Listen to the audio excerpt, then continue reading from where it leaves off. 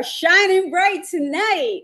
Yeah, we're on the road. The ranch is now in North Carolina. As you know, I've been kind of on the road, hitting some radio stations around the area. But so we're calling for me from North Carolina, and we got a great guest tonight. We're going up to Canada. And as you know, we're on a quest for some of the best indie country Americana music out there. And a country, again, is kind of a broad topic. It means a lot of different things to a lot of different people and a lot of near and dear things to my heart. So we are going to be talking to, let's bring Wally Bartfay onto the set. Hey folks, how you doing? Yeah, good evening from Oshawa, Ontario, Canada. Yeah, so the Great White North. Yeah, and Billy, we have some people listening already because we are going across 7 platforms. We are produced by Blast Music 24/7, which is our producer. And Billy, you're right. It's a big ranch. A lot of people think country music's only in South and the America and United States. But Wally's here to tell us all about his experience because he's Canadian and a really good, talented country music artist. So let's start there. It's a big country. It's a big ranch. And how did you start with country music? Yeah, I've been listening to country music with my parents ever since I was a kid growing up at a cottage. You know, we would listen to country music, all the old, classics. Take Me Home Country Road, somehow that song would always be playing when we were driving up to the cottage. So every time I hear that song, I hear great memories of fishing and just being out in the Laurentians, which is northern part of Quebec, in a place called Weir. We had a lake up there and a cottage, and and country music was always played in our house, and it's extremely popular. We even have a local radio station here in Oshawa. Country music touches us on many levels, on many dimensions. And I think what's popular about country music is the stories that it tells. Sometimes you just have many songs, many different genres out there. But country music's special because irregardless of what type of genre you listen to, somebody knows some country song that they can associate with. And it triggers their memories and it puts a smile on their face because it tells a story. Country music is honest. And the people writing the music write it from their hearts. So that honesty, that openness, that storytelling that you see in country music, I think that's why it's appealing, and especially across Canada, and across the world. I have songs playing on radio stations around the world, in Europe and so forth, in Australia, in Africa, all over the place, which is country music, which is wonderful to hear. It just puts a smile on my face for sure. Yeah, it is really good to hear that. It's just again, it's the memories, it's the images that that it evokes. And you speak about fishing and outdoors, and everyone has their image of town and what home means to them, that country. And it can be a powerful, powerful thing. And we were talking about that a little bit because you do a lot of work with that. Oh yeah, I'm a professor here at the university. It's Ontario Tech University, and I teach in the Faculty of Health Sciences, and I teach public health and epidemiology. Those are my specialties. But I also do research related to music and dementia. I got interested. Yeah, I got interested in it back in the 1980s. I was in Montreal and I was doing a clinical rotation there, and there was this elderly woman who was really detached from her environment. When you have advanced dementia, they're kind of like this all day and so forth. And I was reading in her chart, in her patient chart, that she was a music teacher and she played piano, and she taught in a high school teacher. And her daughter was there, and she was in a wheelchair. I rolled her to an old upright piano in a common room for patients, and I put her hands on the piano, and she looked at it. And remember, she was totally detached from her environment. And about 4 or 5 seconds later, you can just see that she went like this. She smiled, and then she started to play, and she played, and she played. I swear it was for 2 hours, and you can just see her face. She was a different person, and her daughter was crying because she hasn't seen this in 10 years. And music just wake us up. And if you take a brain scan, which is really interesting, and you take a brain scan of a patient who has dementia, and they light up on different colors, and someone who has dementia without the music playing, there's very little colors and so forth lighting up on that scan. And when you start playing familiar songs, if you ask your family what type of songs, and you create a playlist and you play one of their favorite songs, the brain just lights up. You can see the dopamine and serotonin levels and everything else increases. So here we have a hospital called Ontario Shore Centre for Mental Health Sciences. And there's a clinical demonstration unit that we set up for dementia patients. And we wanted to look at some non-pharmacological ways to help them. And one of them was through music therapy. So we created individual playlists for them. And we wanted to control something called BPSDs for short, which are behavioral and psychological symptoms for dementia. So these are things like agitation, sundowning, hallucinations. And often these are controlled by medications, or nurses have to come and do interactions or they give PRN medications, it's called. So we wanted to look at something that was non-invasive, non-pharmacological. So we created these playlists, and we looked at baseline sort of how often they were needing these meds and interactions with staff and so forth. And we did this 3 times a week for 20 minutes, once a day for 20 minutes, or 3 times a week. And we looked at how often these meds and so forth were needed. And many patients, you can't put on headphones because they'll take it off and they'll get agitated. Yeah. So we got around that problem by having these parabolic speakers. So parabolic speakers, they direct sound in one direction. So if I were to send it to let's say to you, you would hear it, but the person sitting or standing next to you couldn't hear it. It's sort of like being at a crosswalk and you hear that beep going off. So if you're at the crosswalk, you hear the beep, but if you're away from the crosswalk, you don't hear it. So that's an example of parabolic speakers in your community, for example. So that way we got around the headphone issue. And, pre-post, and we did cost benefit analysis. The long and the short of it is, when we created these individual playlists, all of these BPSDs decreased, significantly. They were non-invasive, a lot less staff interventions were needed. Patients were a lot happier, calmer. It's amazing. And I got interested in this because my dad, who passed away last February, also, he was in a nursing home. And this is something I should mention. Nursing home is in Chateauguay, Quebec. And he ended up in the very same nursing home when I was a young lad. I used to put on volunteer Christmas concerts there with my sister Kathy and my cousin Irene. We would go into our community, and because seniors were often neglected during Christmas, and the veterans, and my mother and aunts would bake for them, and you would have it was a nice thing to give to our community. Well, my dad ended up in that nursing home, ironically. So the circle of life goes around.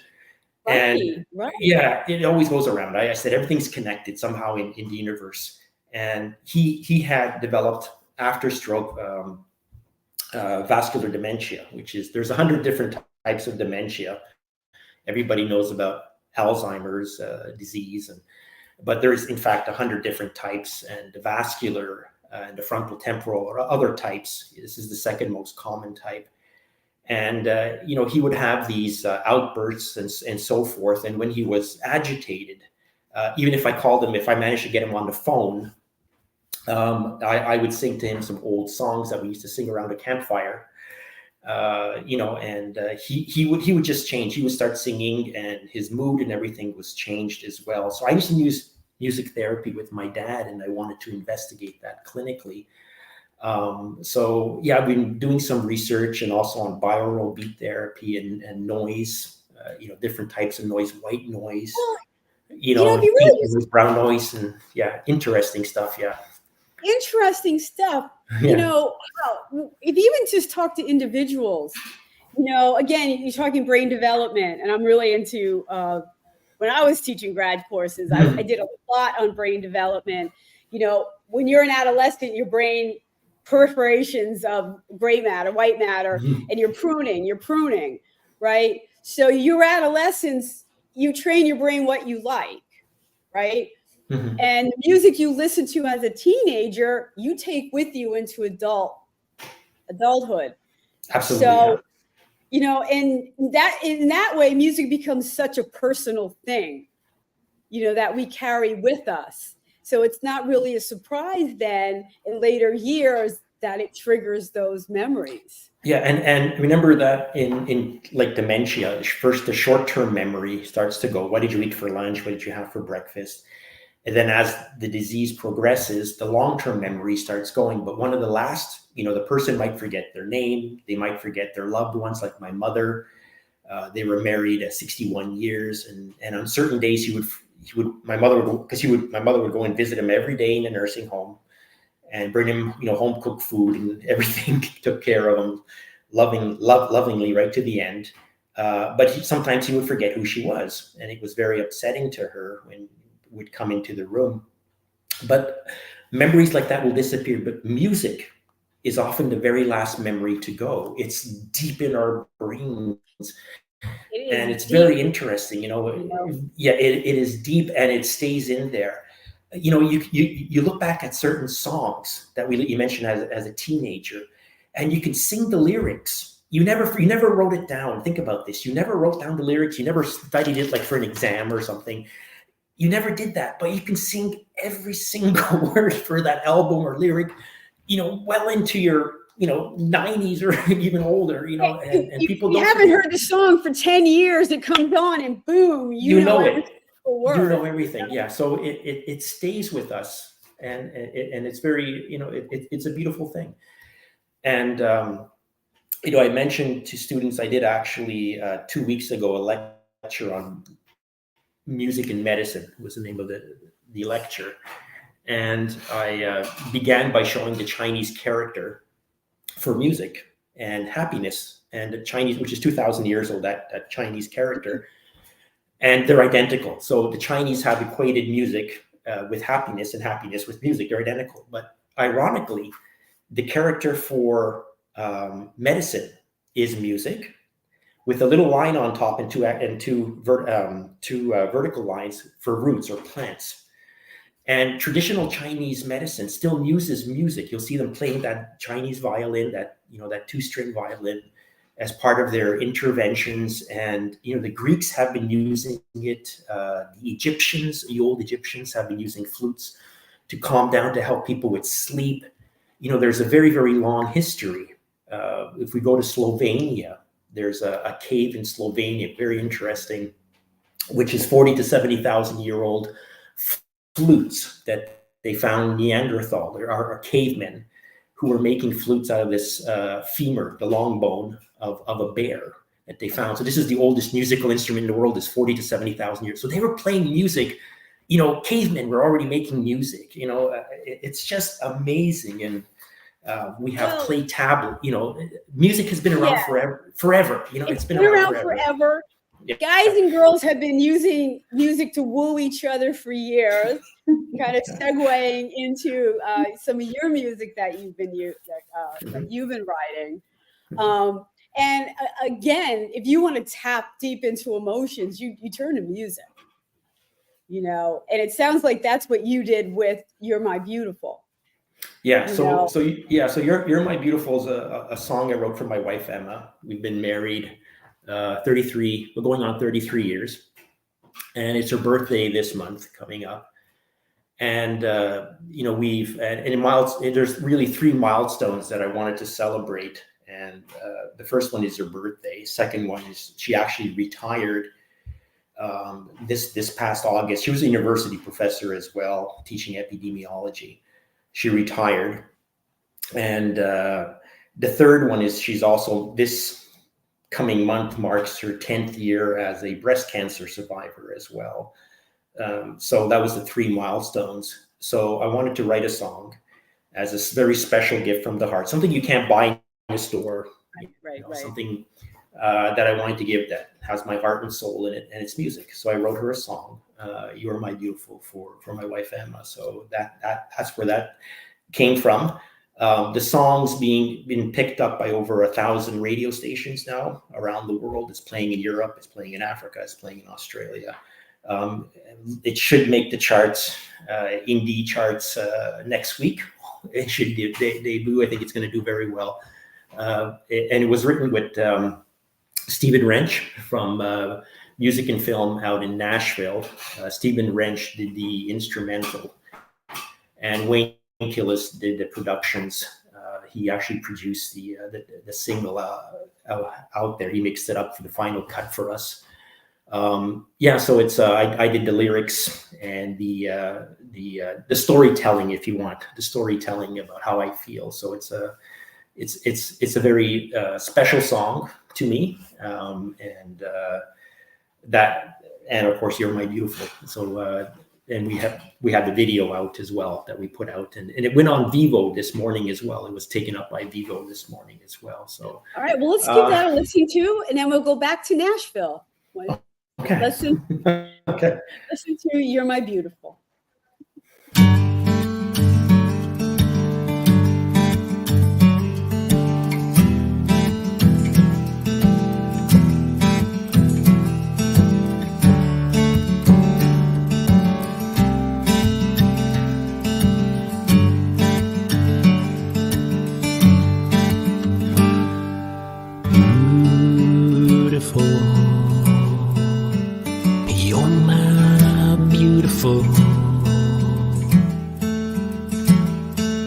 Beautiful, you're beautiful to me.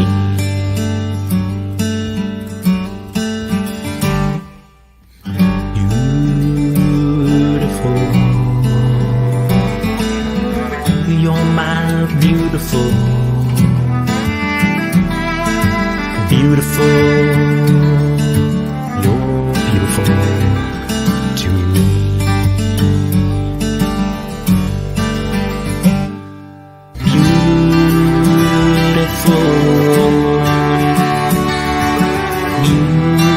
beautiful soul, beautiful that I've got to know. You're my life, you're all my hopes.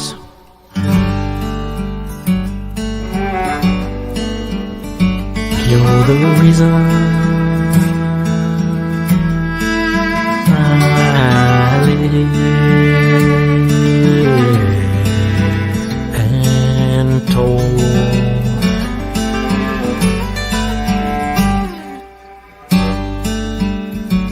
You're the wind in my sail.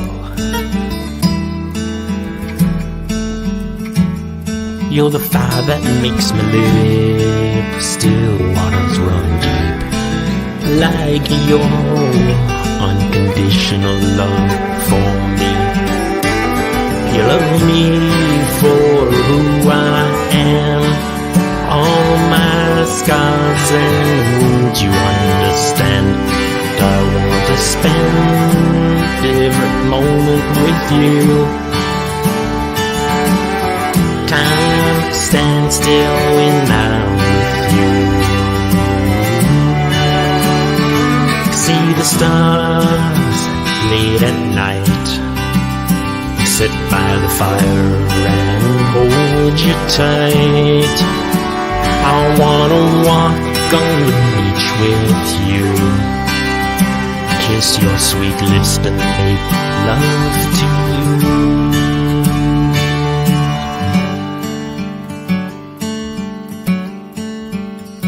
Beautiful, you're my beautiful. You're beautiful to me. Beautiful, you're my beautiful. Beautiful, you're beautiful to me. Beautiful, you're my beautiful, beautiful to me. Beautiful, you're my beautiful, beautiful, you're beautiful to me.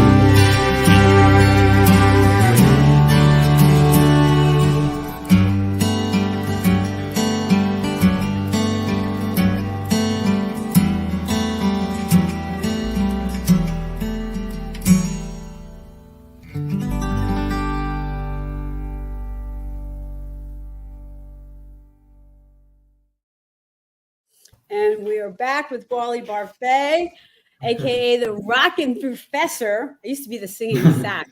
So. Guys, this is interactive. If you're out there watching, let us know that you're watching. You can ask questions, throw in comments. We'd love to hear from you.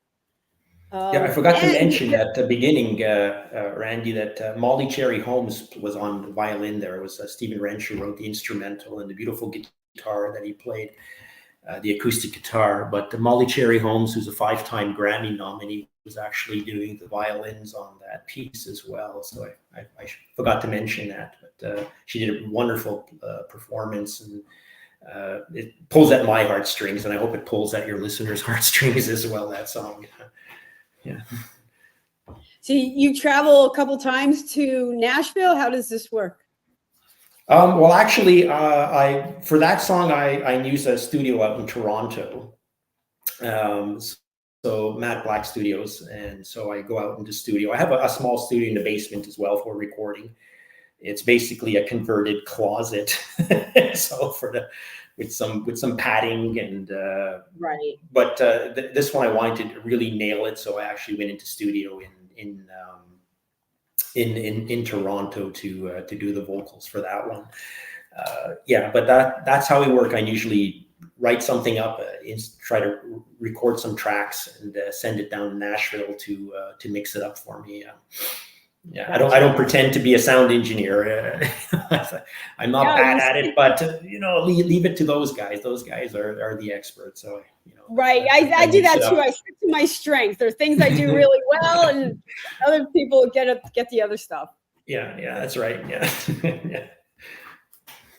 So, and this really does sound like a song that really is about the passion. It's deep from the heart, and it is bringing together kind of all of your worlds. Yeah, it's again, we've been together for 33 years, been through a lot. We almost lost her 10 years ago due to cancer, breast cancer. Affected, we have 2 adult boys now who's grown up, but it devastated the whole family. So when you have a life-threatening condition or disease, it doesn't just influence the individual, it has that ripple effect. So it affects everybody. She was very brave, Emma, my wife, and she announced it to students that she was going in for surgery and treatments and so forth. And a lot of them were very emotional during that time too. So this is the anniversary now coming up, for that 10-year survival, the 10-year mark. That in epidemiology, we always do 5-year survival, and then the 10 years, the critical one, So it's a milestone. It's a big milestone. Yeah. Big one. So now you always were listening to country music and enjoying music in general. When did you start? When did you start rocking as a professor? I mean, or did you rock? The Rockin' Prof came about, the title probably about 10 years ago.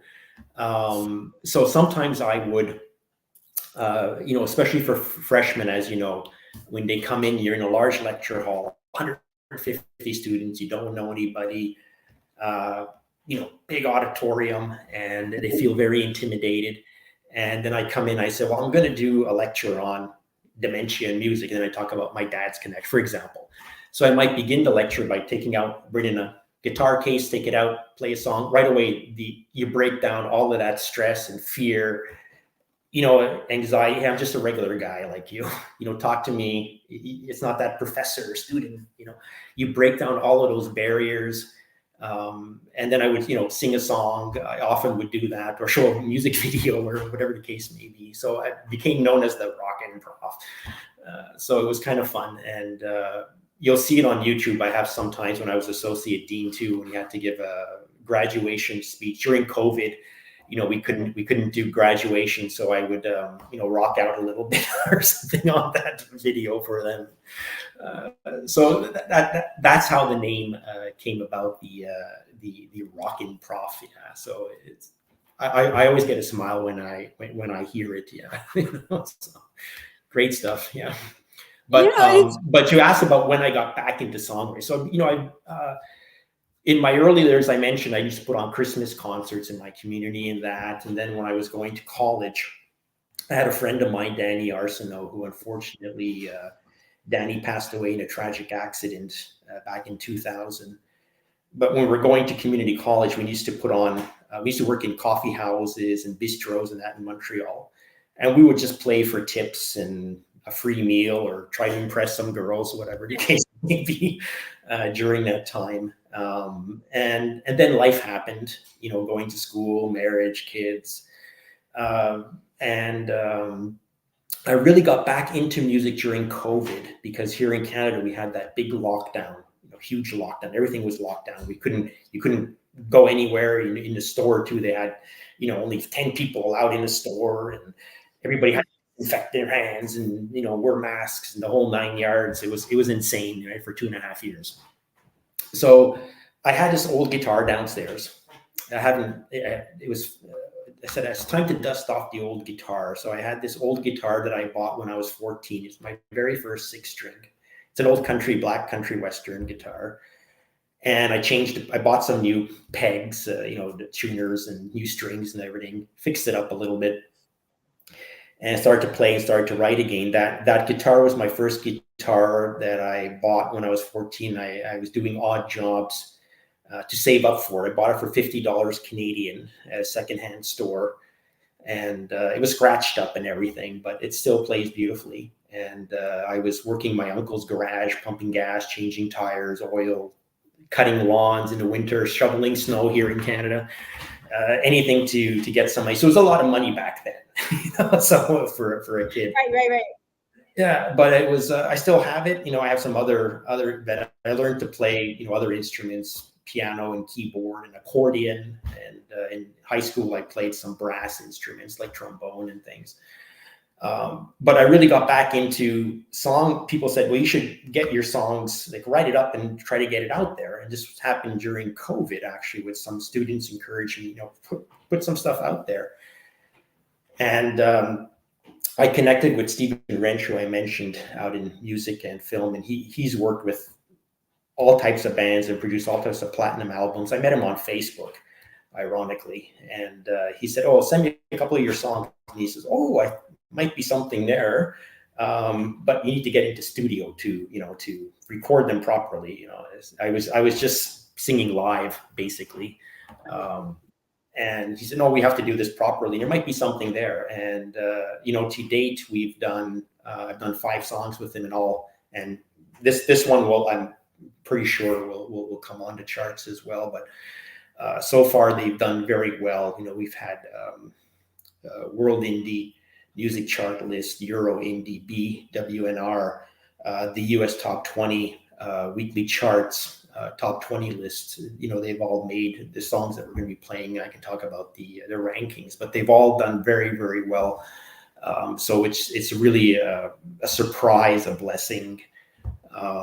It's a great gift that somebody's giving me, God has given me, I guess, to share with you guys.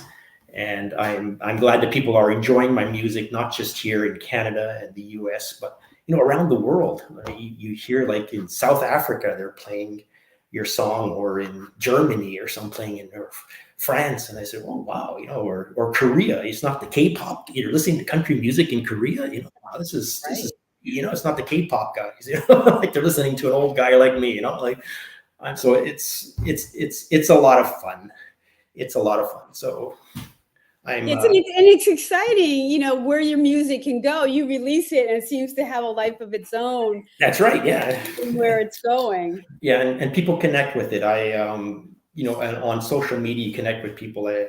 in Japan or something, and they do the Google Translate so they can try to get a conversation going. And they say, "Oh, I really like the lyrics for this one," or and that's the good thing about musicians and artists in general. I find the community is very, very sharing. They give you feedback, be it positive and constructive feedback. It's a great community of musicians and artists out there. There's no one out there to put you down or your music down or something. I found it so supportive. I was so surprised, very, very supportive and encouragement. Yeah. I think indie artists have learned we're better when we band together and support each other and come up with resources for each other. Yeah, because we got to do everything, right? As indie artists, you have to write the music, you have to produce the music. A lot of indie artists play multiple instruments. They do multiple track recordings, like myself, the vocals, all of those vocal recordings, marketing out there.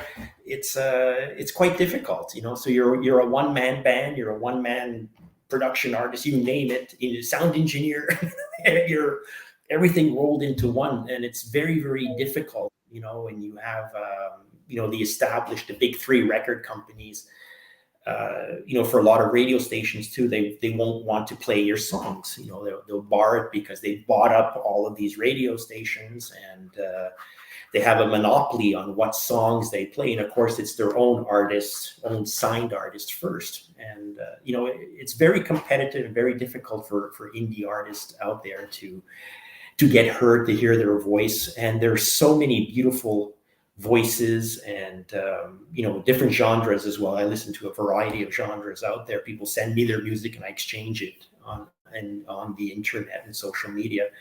And there's so many gifted artists out there who's just not being heard, unfortunately. It's Right. Well, on that vein, let's listen to another one of your songs. Ball and tell me about Ball and Chain. Yeah, Ball and Chain is a kind of an interesting one. Ball and Chain tells a story about, it's kind of a metaphor for being tied down. And so this song actually I wrote it over the COVID. It was a weird smell that triggered the memory. Sometimes memories can be triggered by smells or sights or certain sounds and so forth. And this one was a certain perfume called Opium and a Danish. If you take an opium perfume in Danish. So I had this old girlfriend who used to eat Danishes and wear opium. So I don't know, somewhere I was in a pharmacy and somebody, I don't know, there was like a Danish smell and opium. I said, oh, that reminds me of, I won't mention her name, but some old fling. And this Ball and Chain is kind of like being tied down and having double standards in a relationship where one is foot free and fancy and the other one wants to have more of a commitment. So that's the song, Ball and Chain. It was on the world indie chart list. In June, it was number 4. And the Euro Indie Network chart list in June, it hit number 6. And it was also on the US Top 20 show, Pulse of Music, number 18. Yeah. So it charted quite well. It's still being played around different radio, FM and indie radio stations and satellite radio stations around the world. So it's a fun song. It's although sometimes breaking up in relationships can be difficult. It's very upbeat. It's very positive kind of vibe looking at it. So that's a little bit of background for Ball and Chain, where that's coming from. All right, let's listen.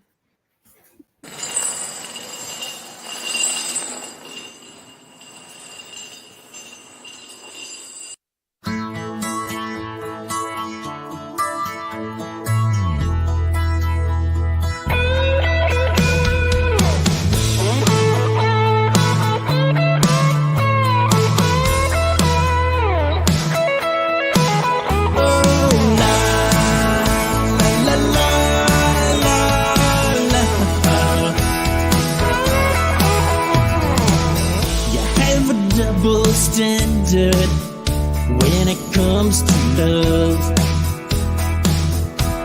Oh, you tell me lies with them blue eyes, try to cover up you fool around when you go downtown, but you put the blame on me. You think I'm blind to your lies, tell me I'm crazy. You make me wear this, you make me wear this ball and chain, ball and chain. I've got to break free, I've got to break free from your ball and chain, ball and chain, ball and chain, ball and chain, ball and chain, ball and chain, la la la.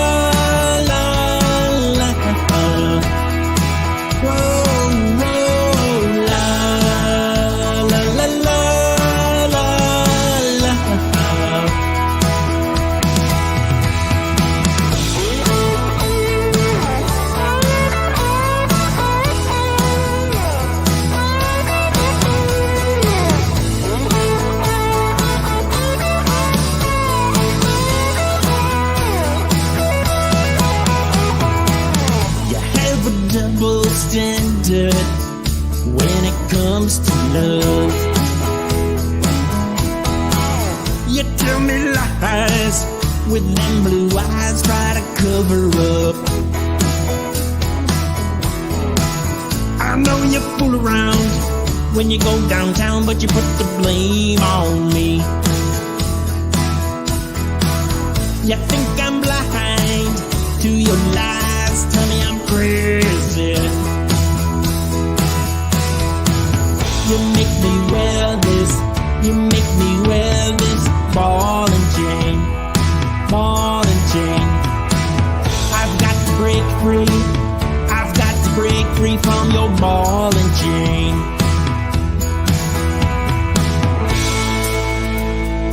Ball and chain.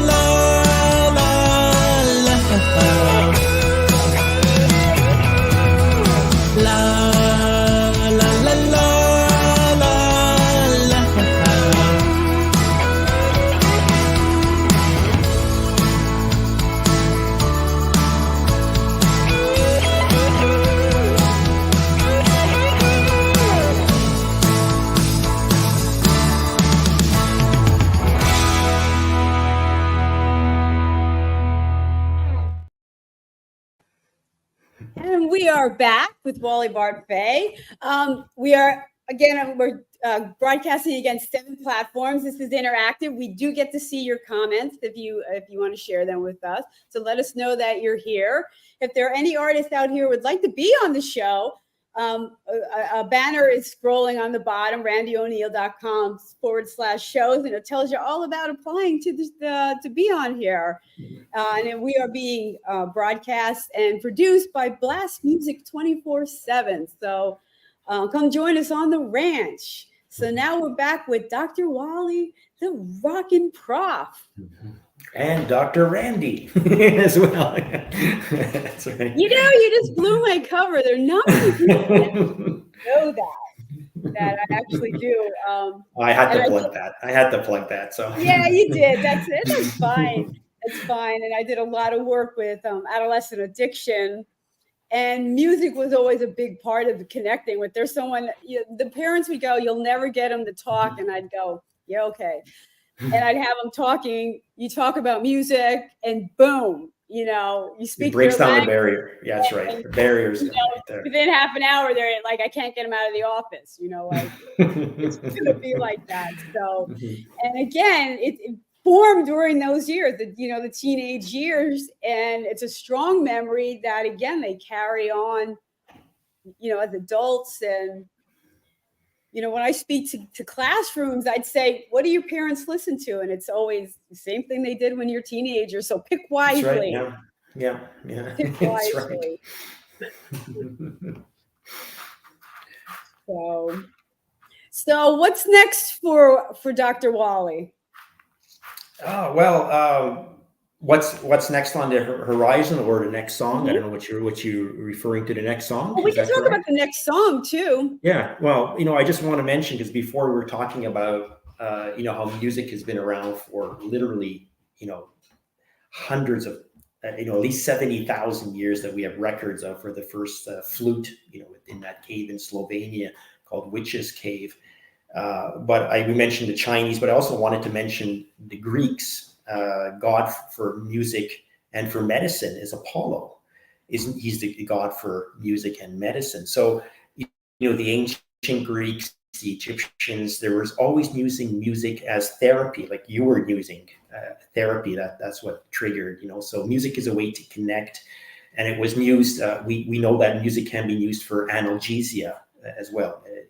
For dental plants and so forth. If you use music when you're having a dental procedure, you need a lot less anesthesia, so you recover a lot quicker. Music, it's called music analgesia. And also noise therapy. There's white noise, pink noise, and brown noise. And I know when my second son was born, he had problem sleeping, and when he was a little baby, couldn't get him to sleep. And one thing that we did with him was white noise therapy. I would turn on the fan over the stove, and that's white noise. Any type of the fan for an exhaust fan over the stove. It was that sound, and he would just look as a small baby and fall asleep. And now, if you look at white noise monitors and these devices that are being sold, in the past 10 years, the white noise sale for these monitors for babies, for infants, have been growing up, have been exponentially going up. Or there's also pink noise and brown noise. Pink noise is kind of the middle range. Brown noise has that more bassy sound. People are using it to treat attention deficit disorders and ADHD and sleep insomnia. And there's also gray noise that's used for treating conditions, a lot of hearing problems and tinnitus. This is a fancy word of saying ringing in your ears.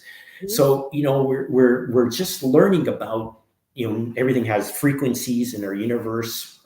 Everything is vibrating. Our Earth has a frequency of 7.82 hertz. It's called Schumann's hertz. It starts vibrating. Our universe out there, the cosmos out in space, it's 432 hertz. So if you listen to things at 432 hertz, it's very calming for us. And we're just starting to understand some of this, some of the clinical applications. So music, it's medicine for the mind. It's medicine for the soul. It touches us on so many levels. And I think too that it's become so much more accessible. There are apps now that have the different types of noises or green noise that people can use to help sleep. That's right. Yeah. Like Breathe and Calm and all these great apps that are using music, bilateral music, the vibrations, and letting people kind of explore, what resonates with them and can help them with what they need. It's accessible. Yeah. So even in physics, so we think about physics, and they're using sound now to do something called acoustic levitation. So you can use sound to levitate objects. And there's an interesting video I was watching. I showed it to my students in Tibet. There was these Tibetan monks who took these 19 trumpets, these really big trumpets, or 15, 20 feet long trumpets. And there was just a researcher out there who was recording and lived among the Tibetans for many, many years. And there is claims that they were able to raise rocks in the air using acoustic levitation. And we can do it in the lab. They can levitate droplets and so forth, and even small stones. We can do that in the lab setting.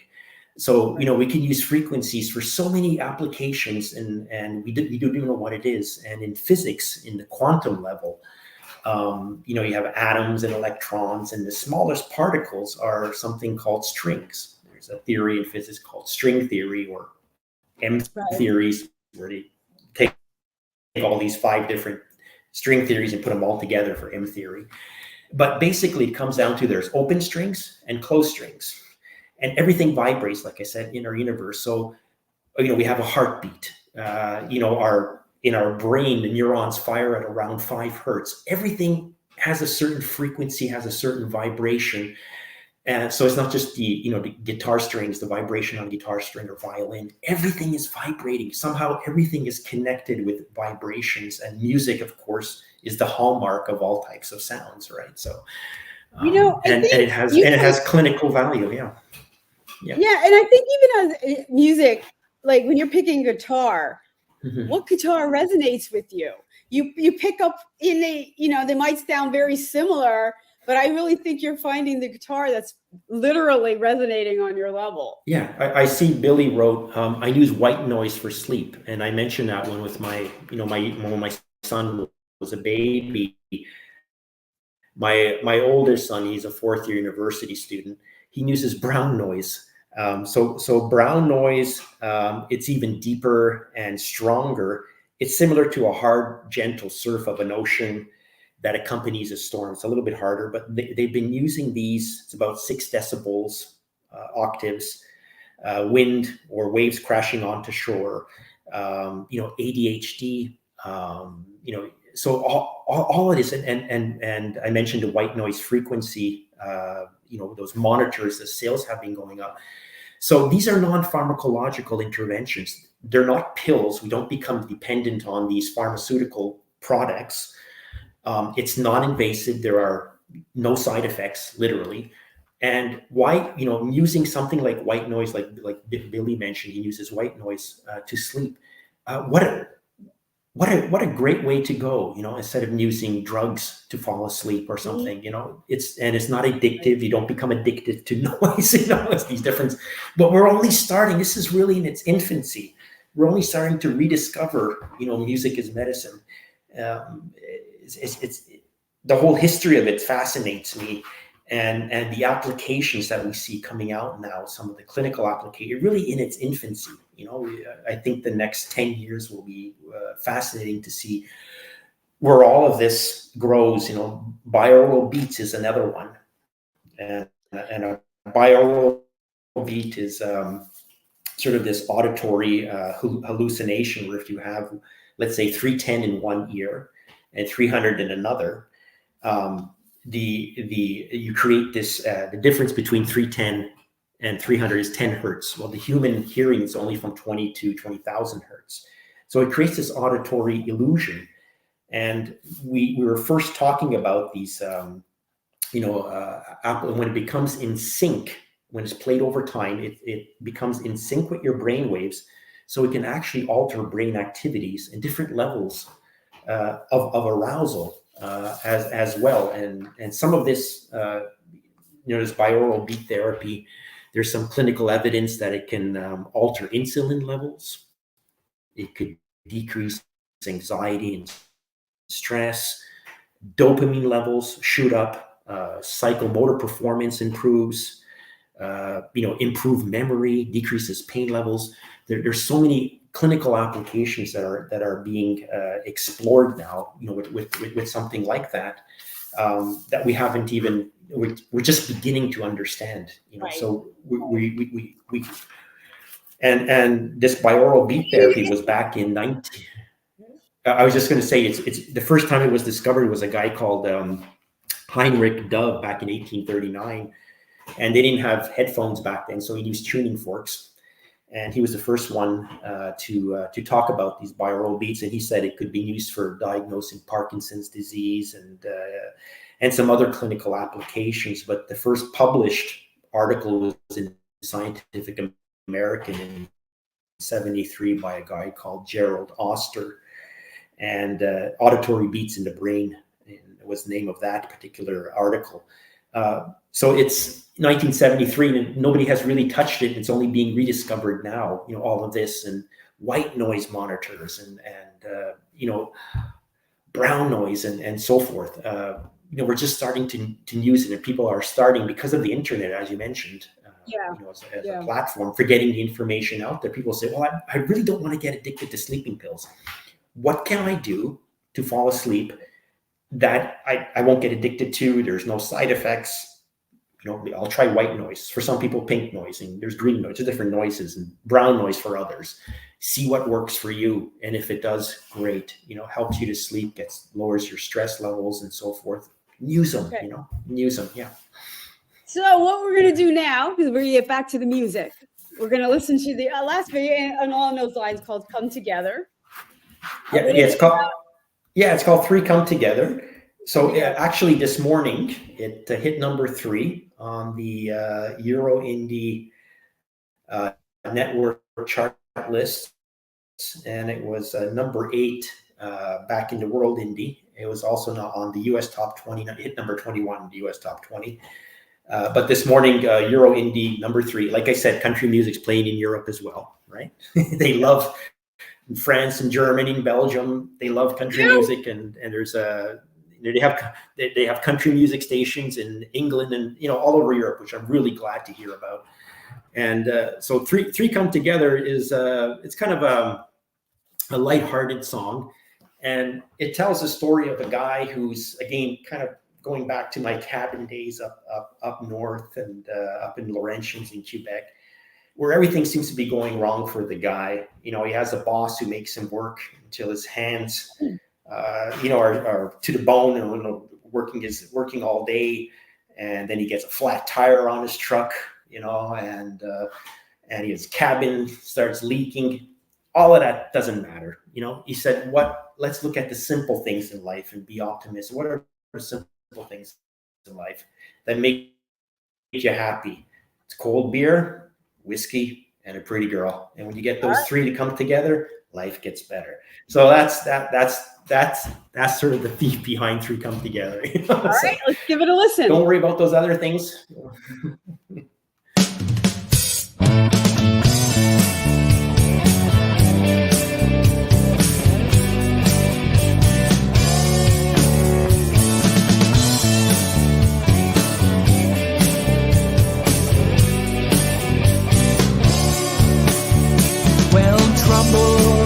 Seems to follow me everywhere I go. I've got a boss who's a jerk who makes me work till my fingers are raw to the bone. I've got a pickup truck that's run out of luck. I got a flat tire. I've got a boat on the river, but I've seen better, and it probably won't float. I've got a cabin in the woods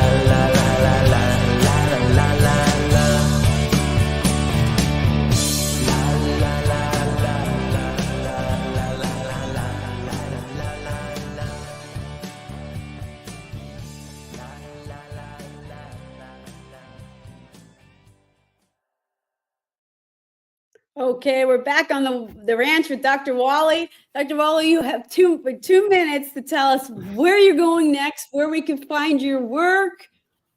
What's next for you? Yeah, well, I'm on all the social platforms. And you name it, I'm on it. Twitter and Facebook and you name it, I'm on it. SoundCloud and Spotify for my music. I'm on a YouTube channel. I am on Vivo. I have 8 or 9 videos on Vivo as well now. And I'm pretty happy about Vivo too, because they're very picky about videos. And I do all the video productions myself. So I used to do photography as a hobby. And I was happy that they do all these productions myself. I guess, putting together lectures and that over the years, I've learned a thing or two. So I was pretty happy about that. That I managed to get it up on Vivo. But now continue to write songs. I'm planning to retire next summer and devote some more time, to my music and more time to write and do some more traveling with my wife Emma. We visited 28 countries only, so we want to visit at least another 28. And every time when you travel around, I like to listen to different musics in that environment, and you pick up all types of cool things, especially street musicians. I love to listen to street musicians and buskers and things like that. And you pick up all types of neat sounds and vibes. So that's why I like to travel as well, and hopefully incorporate some of that back into my music and just have fun with it. Really have fun with it. Enjoy writing. I'm working on an album called Timeless right now, so I'm hoping to get that together. And I think I have 9 or 10 songs now. So I still have a few more to write for, that magic number 12, as you know, for an album. But I have some older songs that I have written before that I want to rework and get it out properly, in the studio and that. And so I just want to have fun doing it, enjoy it. I'm really happy that people are picking it up, like I mentioned, around the world. In places that we think of country music, we think of the States, right? And you don't even know, like Canada. Yes, we love country music. And then you say Europe, the Europeans, and these chart listings that I mentioned. This is not just for country music. This is all genres. So you're going, against hip hop and rap and all those K-pops and everything else out there. Okay. So as an indie artist, as a country indie artist, to be on that chart, first of all, it's an honor and it's a privilege. But it's really good because people are connecting with country music around the world. So, really that's beautiful. Yeah, that's beautiful. Yeah. Yeah. I really want to thank you for being on the show. Mm-hmm. Spending your time. You've been on the ranch. Again, if any artists want to be on the show, it's randieoneal.com/shows. And we'll catch you next week at the same time. Thank you very much. Yeah, thanks for having us. Yeah.